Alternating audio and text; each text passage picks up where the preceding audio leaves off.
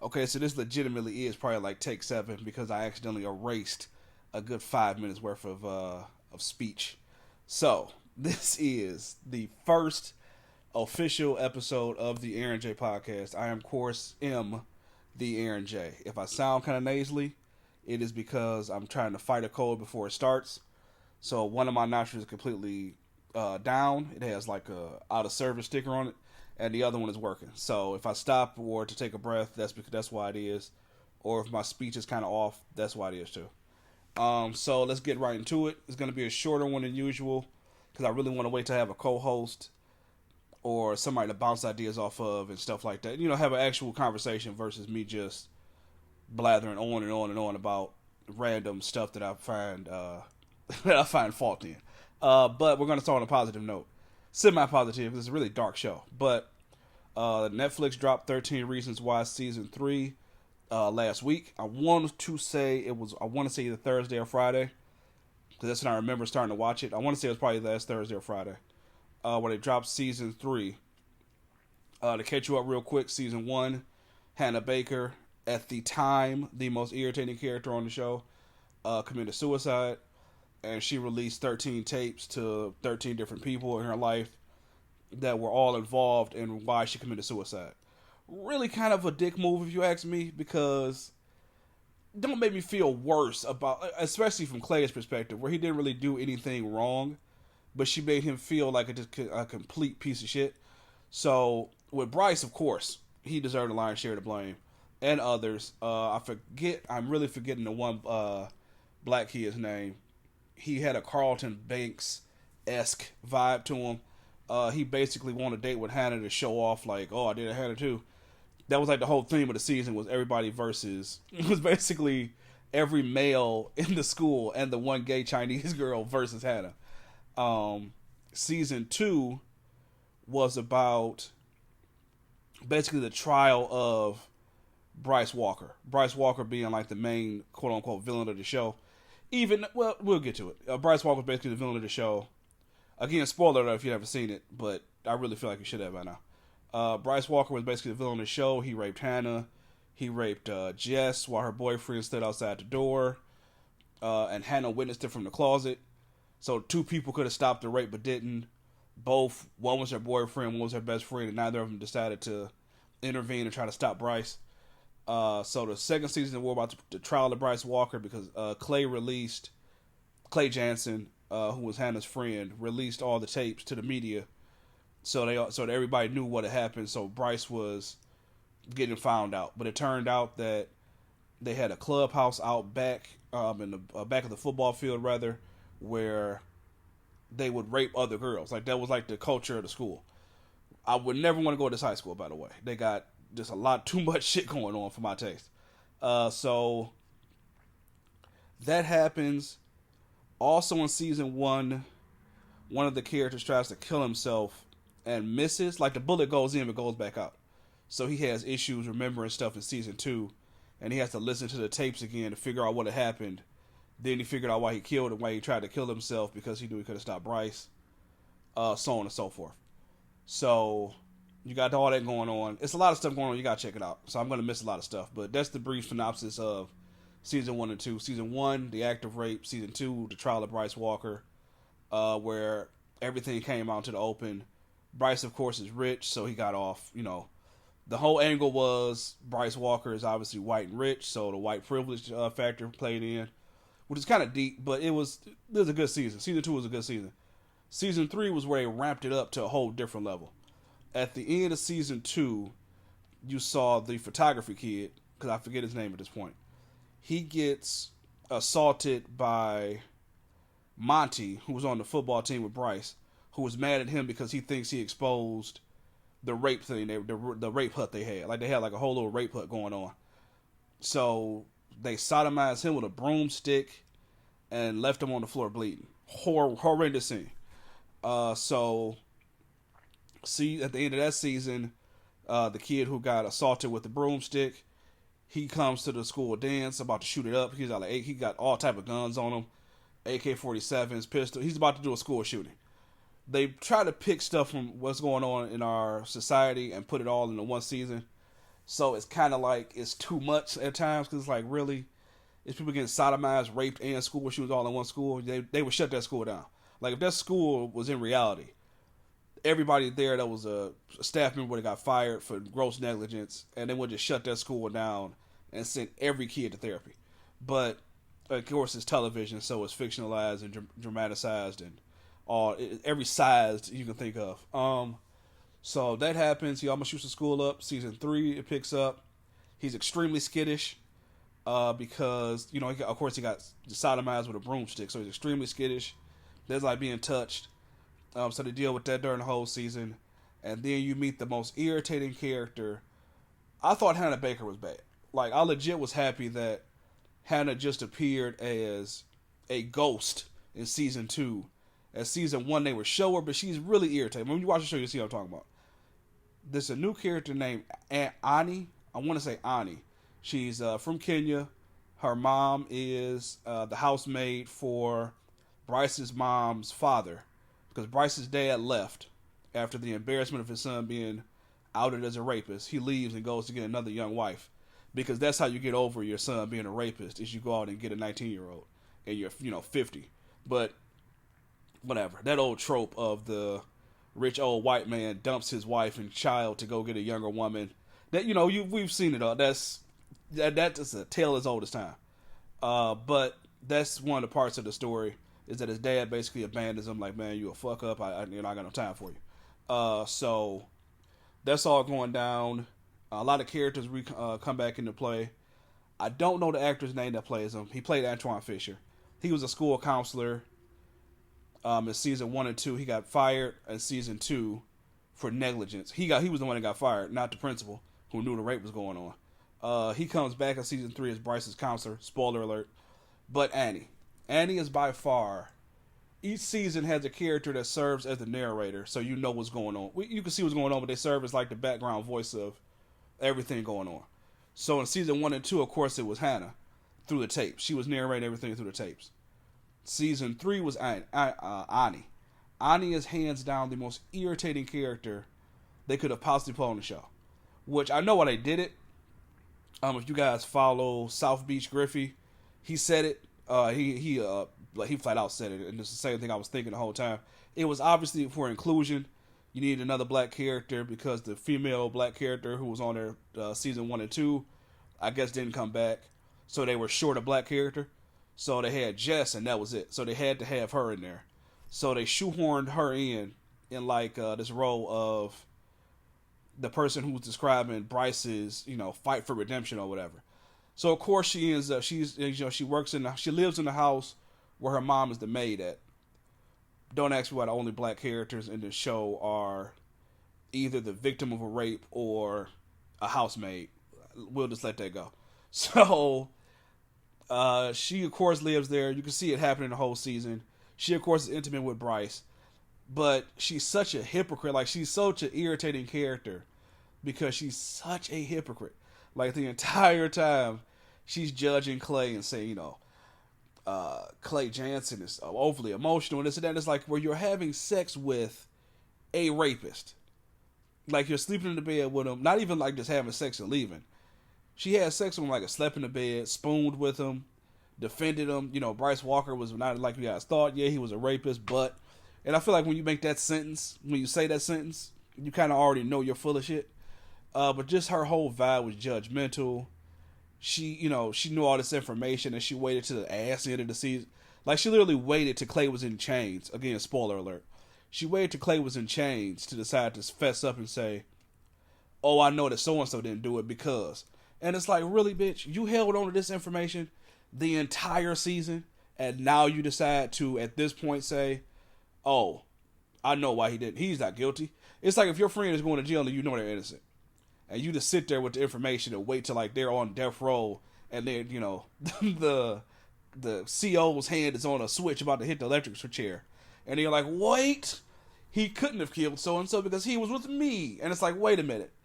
You knew this the entire time and you let this man go through hell? Like Clay was a fugitive at one point. He's got to kill himself. Like everything went down this season. You got to check it out. I don't want to spoil too much. Go check it out. I'm definitely going to discuss it when I have somebody else to discuss it with. in more in depth because you got to see it. I don't want to ruin it for you, but season 3 is definitely the best season so far. Ironically, season 3 of 13 Reasons Why and season 3 of Stranger Things have been the best seasons of both series, in my opinion. Also, Hopper's not dead, for those of you who don't keep up with my YouTube page. I made a video about it. But I don't think Hopper's dead. I definitely think he's in jail in Russia, and they're going to have to do some type of rescue mission in season 4. But that's next year, and that's the last season. We'll get to that too. Next topic I want to hit on, I had them written down, but excuse me. But of course, I lost that note I had written down earlier. But we'll move on to the next topic. The next topic, we tackled 13 Reasons Why season 3 already. Also for you video gamers, they're re-releasing, because God forbid they come out with original video games.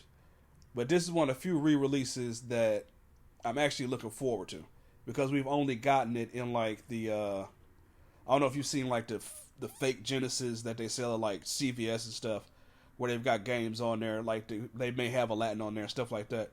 They're re-releasing, of course, in time for Aladdin DVD. Aladdin's coming to 4K, the original cartoon and the movie, and The Lion King is coming out in October-ish, November. So they're re-releasing the Genesis and Super Nintendo versions of The Lion King and Aladdin, which, thank you. Like, I legit am extremely this fall is probably going to be, for us nerds, the best fall since 2 years ago, when we got Mario Odyssey, Stranger Things Season 2, and a good Star Wars movie all in the same, like, 2-month time period. But this year we got Joker coming out. The new trailer dropped today. I suggest you check it out. It looked amazing. You got Aladdin and The Lion King coming out, re-released, as for video games for the Switch, PS4, Xbox. You've got a new Star Wars movie coming out that looks awesome. The trailer's out now. You gotta check it out. That's my next topic, so put a pin in that one. But the Lion King and the Aladdin games, I'm really looking forward to. I'm not looking forward to one level in particular on the Lion King, and I think you all know which one I'm going to say, and that is the "I just can't wait to be king" scene. It's a scene in the movie, the original cartoon, which not a lot of people saw. It's such an obscure cult movie. Nobody's seen The Lion King. It's the scene where, of course, I just can't wait to be king. The song where Simba's singing about how you just can't wait to be king. So that particular level is extremely difficult because you have to roar. It's different color monkeys. You have to roar at each individual monkey to get this whole set to change so that you can leap across the giraffe's head. It's a whole thing. I hate that level and Elephant Graveyard, and they're right back to back. The two most irritatingly difficult levels ever invented in a video game, by far. I don't care. Shinobi on hard, kick rocks. Contra 2, kick rocks. I will stand by my statement that The Lion King, I Just Can't Wait to Be King, and Elephant Graveyard are probably the two most difficult, infuriating levels I've ever played in a video game my entire life. And I'm including Halo on Legendary. Like, it's extremely infuriating. But they're re-releasing that. I'm really looking forward to it. They're also releasing in November or October, I want to say November, the 3/4 scale Ninja Turtles Arcade 2 and Turtles in Time Arcade version from Arcade 1-Up, which, check it out. Arcade 1-Up does these different machines for the home where they're miniature arcade machines, so they're not as massive, but they're still like original artwork, everything. They look amazing. So that's, I think, $350. I think it's pre-orders go on. You can pre-order that either this month right now from Walmart or the website itself. Of course, I'm definitely that's my gift, to my Christmas gift to myself, is that, because I gotta have it. I love Turtles in Time. It's my favorite game of the Super Nintendo, and it's also one of my favorite arcade games because the arcade version has some different levels on it because it could hold more information on the arcade box than you could on a Super Nintendo cartridge. So that's something else I'm looking forward to. The Joker movie. The Joker movie looks amazing. You gotta check out the trailer. Joaquin Phoenix as the Joker is probably one of the best choices they could have made to follow up Heath Ledger. I'm ignoring Jared Leto. That never happened. As far as I'm concerned, it went Jack Nicholson, Mark Hamill, Heath Ledger, and now the one we have now. Now Jared Leto. I'm really looking forward to it. It looks pretty dope. Star Wars has received some flack because people are complaining that they're showing too much, which I don't think they are. They're showing just enough to show you that we've changed course. We've course corrected from The Last Jedi, which I liked. I liked that last movie. I was a fan of it. There were parts that didn't make any sense, like Mary Poppins Princess Leia. That didn't make a lick of sense. If you could have flown the ship in hyperdrive through another ship, why couldn't a droid have done it? Like, why couldn't you? A droid can't tell you no. It doesn't have a soul. Like, it doesn't have a soul per se. So you could tell it, hey, fly this ship through that ship. Peace out. And the main character didn't have to die. So I feel like that was kind of dumb. But otherwise, I liked it. It was a good movie. Visually, it looked great. But this one looks like it's going to be good too. You've got Palpatine back. And here's my theory. And it's a pretty common theory online, but I'm going to act like I came up with it. I think Palpatine has been talking to Kylo through Vader's helmet. And that's what makes him think like Vader is still around. And that's, he's leading him through the dark side and stuff like that. And I think that's going to get exposed in this one, which is going to force Kylo to turn against the Sith and join forces with Rey. That's my first theory. And be like anti-hero. Like how Batman and Punisher are kind of, where they're not exactly good guys, but they're not exactly bad guys. Like, kind of like that. So I can't wait for that movie to come out. It looks great. It literally looks amazing. They showed a scene where Rey has a dual lightsaber and has like a Sith outfit on.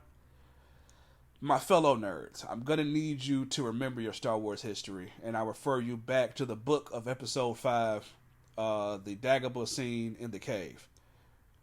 It's clearly a scene where she's facing her alternate self in the Sith version. Similar when Luke went in the cave and Yoda told him, Luke asked Yoda, what's in the cave? What will I find in the cave? Only what you take with you. So Luke, of course, puts his belt on with his blaster and lightsaber. He's like, you won't need that. You can just go in and have a cathartic moment. You don't need that. Because whatever you see in there is what you take in with you. So like your emotional baggage, your really deep scene. So Luke, of course, takes his gun and his lightsaber, like, yeah, Yoda, whatever. And goes in there and Darth Vader appears. And he fights Darth Vader really quick, beats him, cuts his head off. And when the head rolls, it explodes open. And it's Luke's face underneath Darth Vader's helmet. Which is like this thing of your anger inside of you can lead you to the dark side. Like, that was always the thing with Luke, was he was always half and half. It's really obvious in Return of the Jedi during the lightsaber duel at the very end, where Luke's face is literally half light, half dark. And Vader does the whole brilliant scene where Vader does the whole, I can't get you to turn, but maybe I can get your sister to turn. Because Luke was thinking about it. Luke was thinking about Leia so much that Vader read his thoughts and was like, oh, so you got a sister. I didn't know that, so we'll get her to turn. We don't need you. So Luke, of course, goes crazy. And that's the part where his whole face turns dark, which alludes to him going to the dark side. But then he comes back when he decides not to quote unquote kill Darth Vader, not to finish him off rather. So I think that's what Rey is going to go through in this one. They seem to be repeating similar themes because I think they feel like they have to. Like, you could tell with The Last Jedi, they went completely opposite direction. Like, they went a different direction with the mythos, the storylines, the characters, to what they felt like, where they felt it should have went. I feel like when J.J. Abrams is at the helm, he sticks with what the fans want, I guess. So he sticks with the old tropes, the old storylines, the old twists and turns. So it's something that's familiar to the fans, but not too different. Kind of like with the Lion King that came out this year. They put enough stuff in from the other one to where it wasn't bad different, it was good different. I enjoyed it. Obviously, people enjoyed it because it made $1 billion, but I digress. So with Star Wars, I'm really looking forward to that. On a more serious note, I am upset that we're not taking, because I said I wasn't going to talk about political stuff too much the first couple of podcasts, because you want to be, according to the internet or what I researched on Google, you want to build an audience first. So I don't want to alienate people, but I will say this about that. I do find it disheartening and sad that we seem to be more focused on a chicken sandwich at Popeyes than the fact that one of our main sources of oxygen is literally burning right now. But it's just really sad to me, and I fell a victim to it too. Like I literally did a YouTube video about Popeyes chicken sandwiches, but so I fell a victim to it. But and I'm also not going to go on a plane to go to the Amazon with Home Depot orange buckets full of water and try to put it out either. So I'm a hypocrite as well. But it's just really sad to me that as a society we seem to care more about Popeye's chicken sandwiches and the theme from Power, which is a show I don't watch. I'm sorry. The people are up in arms that Trey Songz did the song or whatever for it. So that's kind of disheartening that we need the rainforest, like we need that for our oxygen, and we're like, yeah, da. But Power, So that's my whole thing about that. I don't want to be preachy. I'll put my soapbox away now. But we definitely need to show a lot more concern about that because that affects us all. But I digress. What was the last thing I want to talk about? Because I see I'm coming up on 21 minutes now. There was something else I wanted to discuss that I thought about yesterday. What was it? It wasn't Power, because I already talked about that. The Popeyes chicken sandwich, which is highly overrated. Chick-fil-A is way better. Like, it's way, way better. I feel like the Popeyes sandwich is for people who never had Chick-fil-A. Like, if you never left the state of Michigan and you never went down south for anything and went to Chick-fil-A, you don't know the glory of a Chick-fil-A sandwich. So, to your, ignorant mind, not ignorant in the sense of negative, like ignorant in the sense of not knowing, that's all you're like, oh, this is great. And it's like, yeah, no. I'm going to need you to go drive down south, down 75, for about 3 hours till you hit the Mason-Dixie line. For about 5 hours till you hit the Mason-Dixie line. Then go to Chick-fil-A down south. Then we'll talk. But that's a whole different other, people to each his own. I know they're sold out of them. My buddy drove at least 20 miles to go get one, and they were sold out. I felt kind of bad for him. Although I did tell him to call ahead of time, but I don't want to be I don't want to be that guy. But yeah, so we talked about Star Wars. We talked about the video games coming out. That's basically what this podcast is going to be. It's going to be just discussions about obviously pop culture stuff because that's how you get the subscribers. That's how you get the likes. So we're going to talk about different stuff. We're going to talk about some politics when I have somebody to talk about politics that knows it. Like, I feel like I just know stuff I either read or see. Like, I have no idea about the extreme, complexity of government, but I have a vague idea about it. I can discuss it. Just the general stuff that's going on. But I think that's really it. Unless there's something I'm forgetting.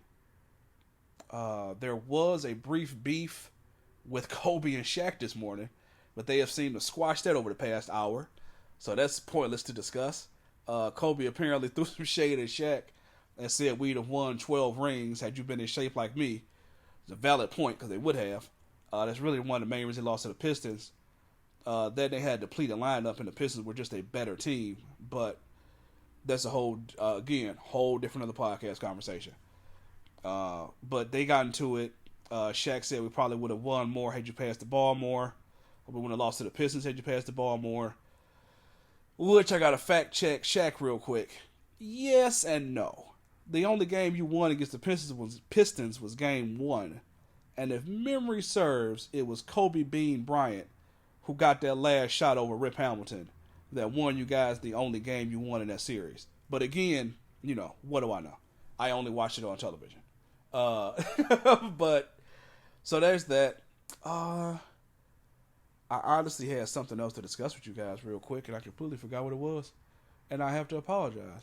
I literally had it all written down, and I want to rush to do this before my house got refilled with loud voices, aka my children. But I think that was it. We discussed the Shaq stuff. 13 Reasons Why, and Annie being the most being the most judgmental character of all goddamn time. Like her look is judgmental. Like I think we all know that one person that has that look where they're always judging you secretly in their brain. Like her looks to everybody was like, ugh, you people are the worst. And it's like, yeah, bitch, but they're not having sex with a known rapist happily. So let's dial it back. Let's dial it back. Let's dial the judgment back a notch. But I really wish I had thought about the rest of the stuff I want to discuss. Popeyes, the power nonsense. Oh, duh. On the subject of Netflix, Dave Chappelle had a new stand-up come out. Sticks and Stones. It is probably, in my opinion, I had to watch it twice to make sure I wasn't being a victim of the moment. But it's definitely, sorry again, I got a cold. It's definitely one of those specials where I feel like it's either equal to or greater than Killing Me Softly. Killing Me Softly is a special he released in 2000, which was brilliant. To me, that was his best one. It was right before he got Chappelle's Show. So it was brilliant. This one is on par with that because he goes at topics with honesty. With it's no holds barred, but it's not no holds barred like most comedians nowadays where they try to be salacious or they try to be controversial for the sake of being controversial. It's just Dave talking. It's just him saying what he's thinking, giving his observation of what's going on. I've said it once earlier. I said it earlier this week, and I had to say it again. Excuse me. My nose is killing me. He's a pure comic. He's the last 100% pure comic that's working right now. Obviously, Eddie Murphy's still alive. I'm not saying that. But as far as working comics that's on, making special still, he's a pure comic. He discusses stuff with honesty. Like, he'll crack a joke or talk about a topic like transgenders or gays and stuff like that. But he'll come at it at his way to where the punchline softens the edge of the conversation. Like, whenever I feel like you mention the word transgender, people's ears perk up, their hair rises up. They're like, oh, we shouldn't be talking about this.